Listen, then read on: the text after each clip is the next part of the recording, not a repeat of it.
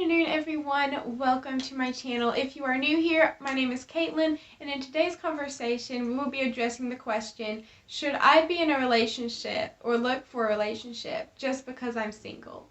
Have you ever felt like you've just had to have a relationship in order to fit in? Or maybe you've been felt the pressure from society or even from your own peers to date somebody, even if you didn't really want to date that person? If so, keep on watching this video because this video is for you. So growing up, I always kind of felt like, I say growing up, like obviously not when I was like really young, but back when middle school, like probably more like late middle school actually. Late middle school to probably like early high school, I really felt like I needed to have a boyfriend because like I saw so many other people like dating, and it's kind of when you start to see that, and it's like I saw so many people, and I would watch like TV shows. It was like they always had like the cute boy or whatever. I'm just like, wow, like I kind of wish that was me, and like man, I really wish I could like find somebody. And so that was really a big struggle for me, was because I kind of felt like I had to.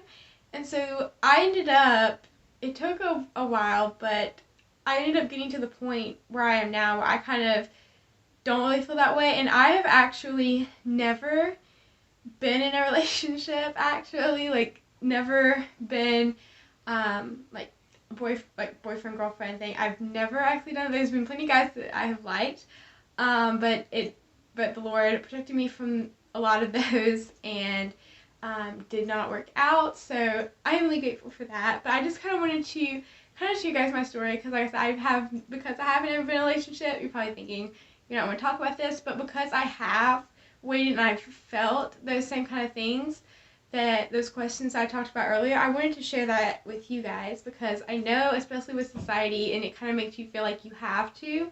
But again, as you guys know from the topic of my whole channel, is that I want to share with you guys to show you that your identity is not found in things like social media or even relationships. So I want to kind of do that to kind of bring you in on today's topic.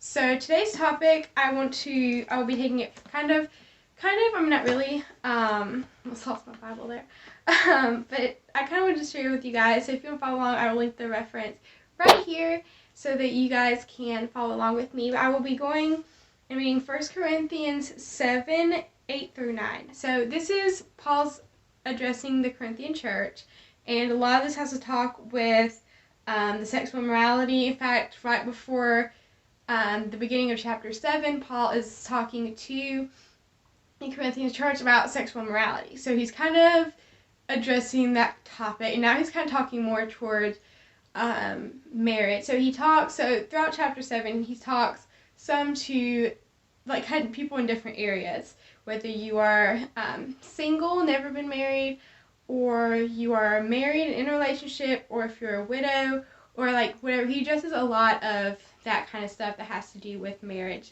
and singleness. So I want to read this part specifically with verses 8 through 9. So here's what it says. I am reading from the CSB version, and this is what Paul is saying to the Corinthian church. I say to the unmarried and to the widows, it is good for them if they remain as I am, but if they do not have self-control, they should marry, since it is better to marry than to burn with desire. And you're probably thinking, okay, like, what does that mean? So I kind of just want to get a little bit into that part in particular. So what this is kind of saying is, Paul's saying he's not against marriage. Like, first of all, he's not saying I'm against marriage by saying this. I feel like sometimes we kind of look at that way, but that's not what Paul is talking about at all. He doesn't, because same with God, like he created marriage. Paul knows that, and marriage is a good thing, but he is also saying that singleness is a good thing, because he says, it is good for them if they remain as I am, because he says to the unmarried and to the widows. So those who are not in a relationship, he's saying it is good you remain as I am, which tells us that Paul was not married. And quite honestly, I don't think that we know if he ever got married. But this is definitely something that Paul was addressing, because he says, it would be better that you remain like me. Paul was single, and he was okay with that. He wasn't using his singleness to try to find somebody, to try to find a girl to date, marry, spend life with. Like he he wasn't focused on that. He said it's good that you remain single as I am. And he kind of talks about this. I might get to that a little bit later. But he talks a lot. And if you keep reading chapter 7, he kind of talks about, like I said, all of it's kind of about to do with marriage. And one of the things he says is, let me see if I can find it. He kind of talks about this when he talks about marriage, about how, and it's somewhere in this passage, but I don't remember exactly where it is. If I find it, I'll link it here for you guys. But in that passage, he's talking about that, you know, the wife that is married has to also kind of focus on the things of this world, because she has to make sure she's pleasing her husband. She has a family to worry about, so she's kind of focused on that. Whereas somebody who is single has time to focus on God and focus on the eternal aspect, and not also have to worry about the worldly things. So that's kind of what, like I said, I'll link that verse down here for you guys. But that is just something that Paul is addressing, is that, you know, when you are single, you have time to do so many things with your life to glorify God, and you have, like, you'll never have that much free time ever again. Like, once you're married, like, your free time is, like, very, very limited, and you don't have that really freedom to go and do a lot of things, you know, serving stuff. Like, you can't do a lot of that stuff when you're married. And so that's kind of what Paul is saying. He's saying, look, I'm not against marriage. If you have that desire, God's placed that desire on your heart to be married, then he's like, you know, be married. You know, if you find the right person, or if you want to get married, that's great. But what he's saying is, don't think that that's the ultimate goal. Don't think that your whole life you have to get married. Like, you have to be in some kind of relationship, like, you don't have to be in a relationship. You can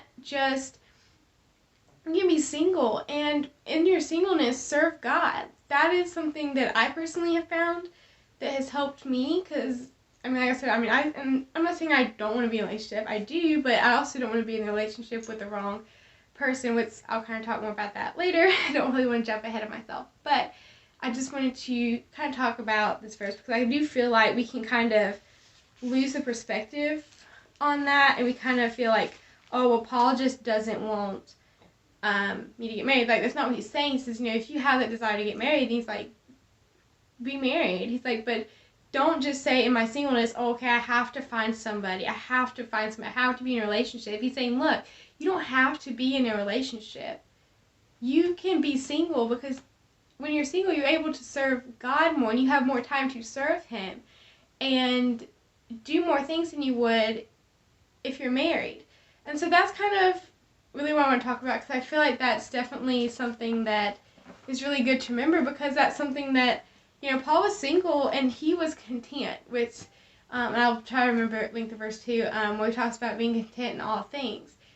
And that's just really something that I feel like we kind of have to learn in this season of singleness, is to be content and to really focus on serving others and not just ourselves, and try to see, like, oh, we gotta, you know, don't hang around friends that are always talking about guys, and oh my goodness, these guys are cute, and always talk, like, sometimes you just kind of need to get away from that and focus and hang more around people who are more centered on serving God in their singleness, and not just talking boy talk.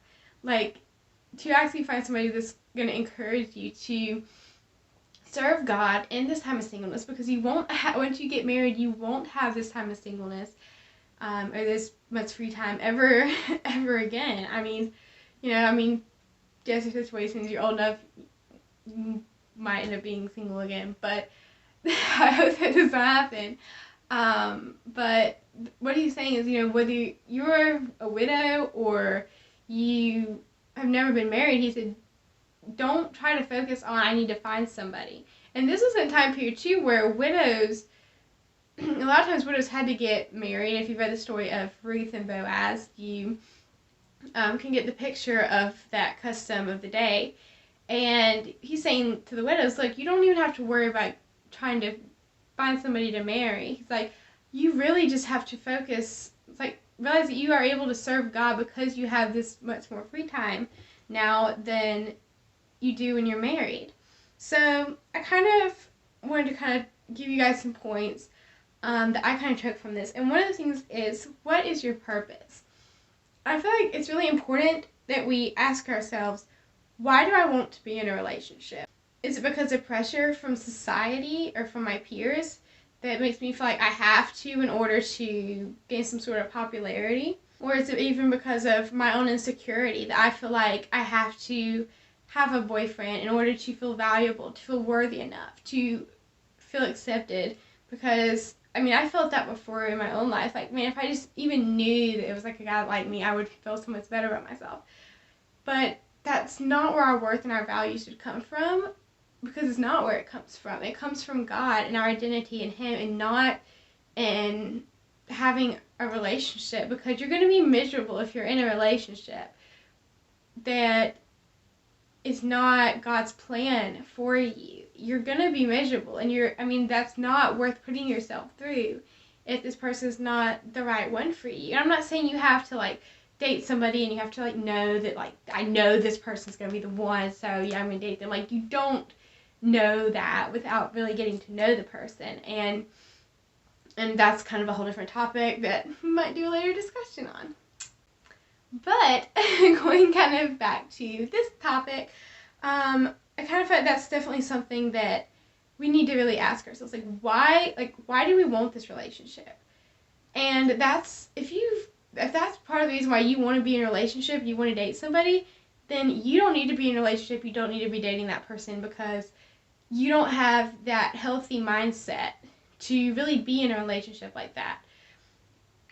You really need to ask yourself, do I want to date this person because I see him as somebody I could live the rest of my life with, somebody that I could grow closer to God with? Am I going to want to marry this person because I believe that this man is somebody who could lead my children in the way that they should go and help them in raising them to live a godly life? Those should be the questions of why you want to marry them. If that person is somebody with those categories, and you really feel like this person is the one, like, that you could really see yourself living the rest of your life with, and somebody that is a godly young man who would be a good father for your children, or even if you're like, well, I don't want children, even say that, then is he still gonna be able to lead you? Because being the man of the household, he has that responsibility, and he will be held at a higher accountability, just like any leader,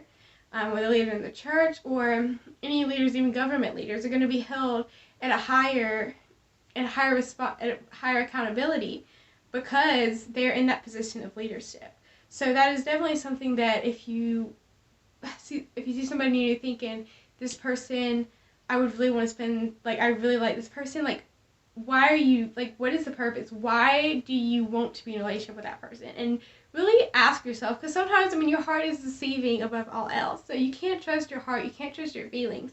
So really be in prayer, seek outside counsel, and say, I really like this person, and let them hold you accountable. And I'll kind of talk more about that later on this video. I keep jumping ahead of myself, but we're getting there. Guys, so point number 2 that I wanted to talk about is, are you ready for a relationship? And one way that I feel like talk about you ready is, are you old enough? And this may sound like, for some of you, this may sound like a really weird question, and I never really liked it growing up. For me, my parents said I was not allowed to date until, I believe it was 18, which I am 18. So I'm pretty sure it was like 18, that, I could, I was 18. Why I really can't remember that, but I guess because I didn't really worry about it. But I couldn't, like, that was their rule. Like, you can't date anybody until you're at least 18. And growing up, I was just like, I was seeing other people date, and I'm like, it's so not fair. But as I probably about like 16, 17, I really did appreciate that, because I'm like, I look back at some of the guys I liked and really wanted to date, and I'm just like, no, Caitlin, no, they were so not the one.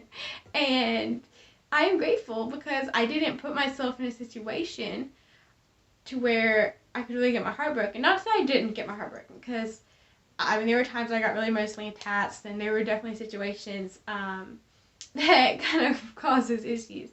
But it's done something that protected me a lot more than if I had just dated at a young age, because looking back, like, I thought I was really mature, and I really thought I could handle myself, and I'm like, looking back now, I'm just like, no, not really. Not really, Caitlin, not really.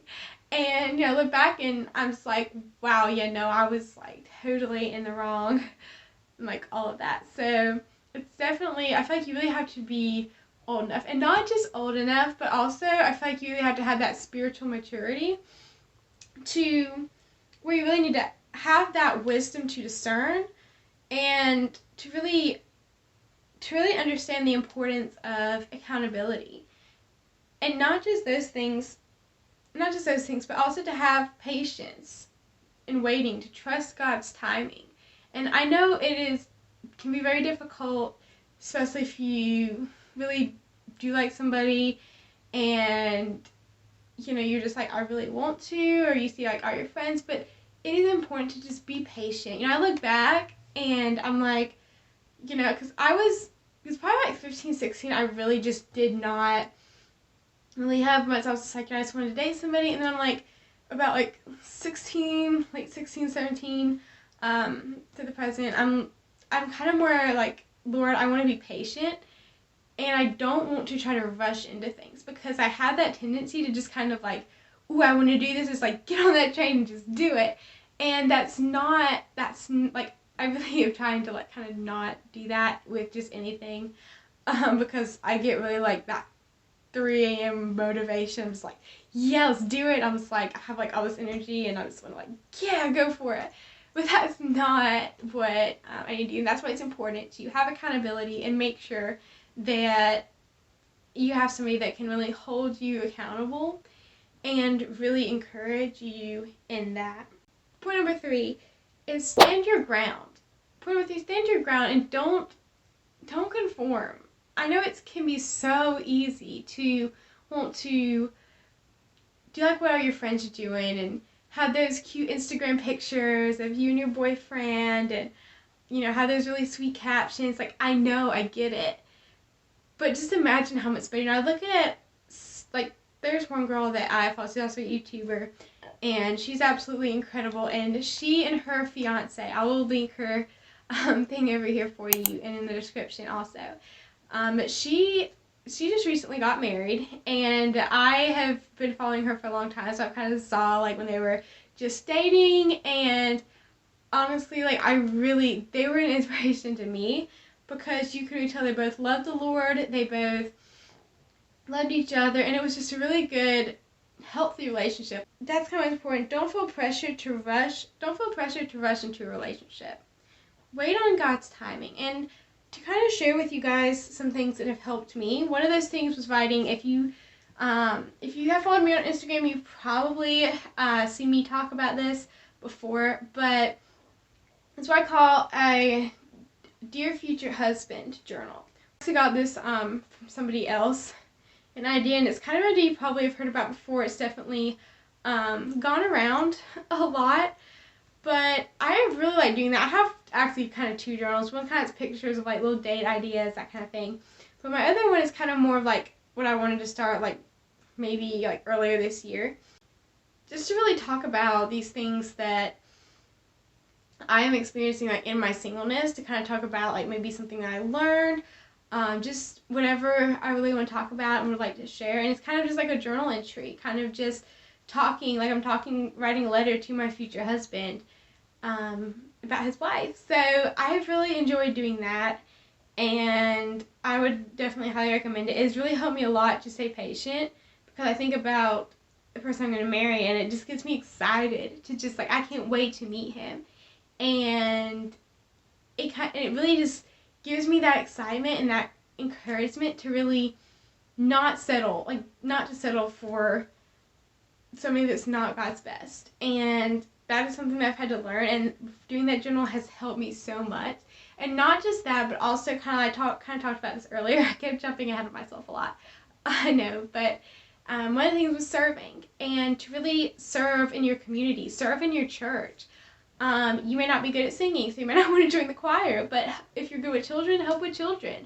Maybe like seniors, help with seniors. Maybe you want to help the youth, like whatever it is that you want to do, ways you can serve church. And if you were in a church where they're not encouraging you and not letting you serve, then go to a different church and go somewhere to a church that will let you serve, that actually seeks and welcomes those who want to serve within their church. And I would say definitely like start out with like a smaller church. Like if you're in a really big church, the likelihood that you'll be able to really do a lot of serving in that church is probably not as great as whereas if you went to a small church, you'd probably be more able because it's more of like a community and that kind of thing. So definitely would suggest that. That has really been something that has helped me, and kind of like being more patient and actually having the willingness to be patient and wait for the man that God brings into my life. So with that being said, I just want you guys to think on this, because I know this is a lot, but I just really want you guys to think about that, because I kind of feel like we all kind of feel like, because I've had people, I've even had my own, like, brother before, tell me, like, when I told him somebody like, oh, you should go date him, and it's happened to somebody recently, actually, that I had told him, I was like, yeah, I kind of like him, and he's like, oh my gosh, you should, like, ask him. I was like, no, because I really just don't know if, like, I want to. And he was just like, you should just go ahead. I'm like, no, I'm not going to do that because I don't know. And, like, I'm not going to say, because I just was like, I don't really know. And so, I mean, I didn't, and I'm really glad that I did not do that. And so, don't feel pressured by other people to conform. Like, if you have a conviction, then stick with it, and don't let somebody else kind of try to come in, or society try to come in and try to change that. Stand your ground, and you may sometimes stand alone, but you're really never alone, because Jesus is going to be right there with you. And I'm standing there with you too. I mean, I understand exactly what you're going through and how you feel, because I feel the exact same way. So yeah, but I just want to kind of share that with you guys. Hope you all enjoyed this video. Also, comment down below any thoughts, any questions that you may have. I will respond to all of them, and I cannot wait to see what you guys have to say. If you liked it, please give it a like, and don't forget to subscribe to my channel and hit that notification bell so you won't miss upcoming videos, because there's going to be a new video every single Friday at 3 p.m. And if whatever comes up, like last time when my video editor wouldn't export the video correctly, and I didn't get it uploaded, so you ended up having 2 videos this week. Yay. I hope you guys enjoyed that. But yeah, so that is something that I am really looking forward to. I know this is a new start kind of to my channel, so I'm really excited to see how the Lord uses this. And also, I think I got everything. So like, share, and subscribe, and I will see you guys next week. Y'all have a wonderful week.